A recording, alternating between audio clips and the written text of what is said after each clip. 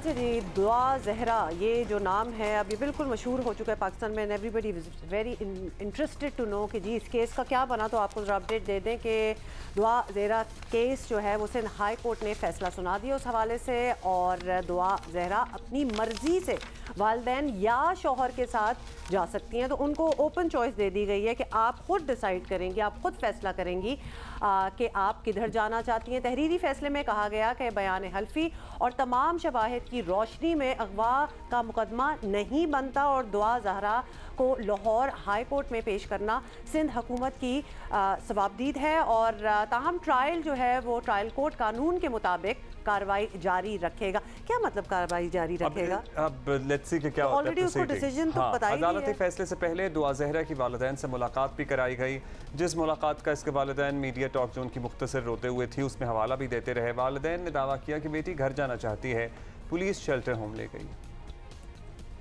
सिर्फ 5 मिनट के लिए वहाँ पे मुलाकात करवाई की पुलिस ने। मैंने बच्ची से प्यार से उससे बात की, बच्ची मानी, उसने कहा ठीक है मैं अब घर चलती हूँ, जज साहब के सामने जाके बोलती हूँ।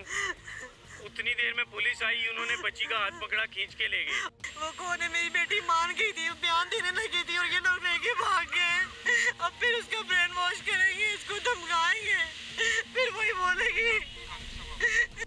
शाला रजा साहिबा भी पीछे में देखा बड़ी था, इसको कीनली फॉलो भी कर रही हैं, बिल्कुल एक्टिवली इन्वॉल्व है इस केस में। मतलब अगर वालिदैन ये कह रहे हैं पता नहीं क्या होगा, this is way too complicated. क्योंकि बीच में अगर हम ऐसी भी चीज़ें देखते रहे हैं ना कि वो वालदा जो थी वो इंतज़ार कर रही थी लेकिन वो लड़की मिली भी नहीं अपनी माँ से, तो बहुत सी चीज़ें हो रही थी। और उसके बाद ये कह देना कि प्राइवेटली जब हम मिले हैं तो उसका ये कहना है कि मैं आप लोगों के साथ जाना चाहती हूँ।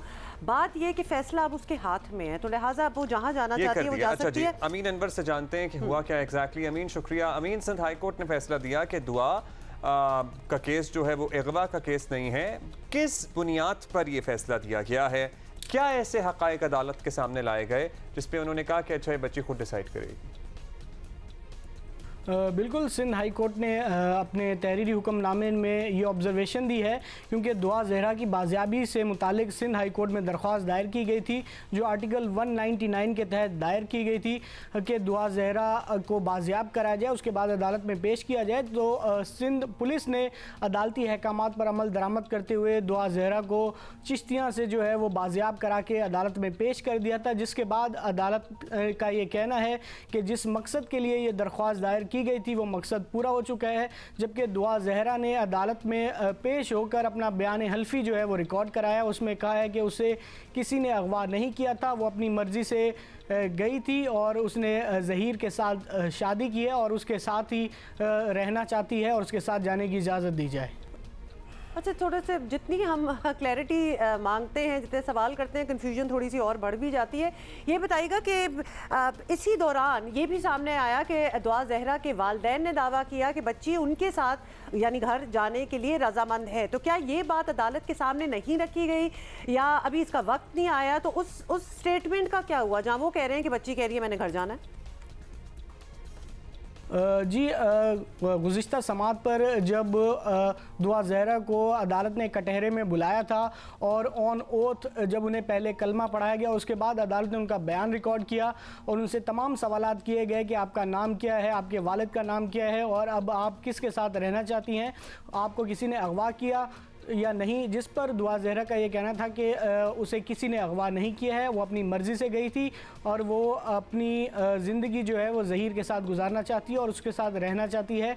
जिसके बाद अदालत ने दुआ जहरा के इस बयान को जो है वो रिकॉर्ड का हिस्सा बना लिया था और आज भी अपने इस फैसले में कहा है कि दुआ जहरा ने जो अपना बयान हल्फी रिकॉर्ड कराया था वो ट्रायल कोर्ट के सामने पेश किया जाए। और ट्रायल कोर्ट में जो दुआ जहरा के अगवा का मुकदमा है, ह्यूमन ट्रैफिकिंग की सेक्शन भी उसमें लगवाई गई थी, अल-फलाह थाने में दर्ज किया गया है।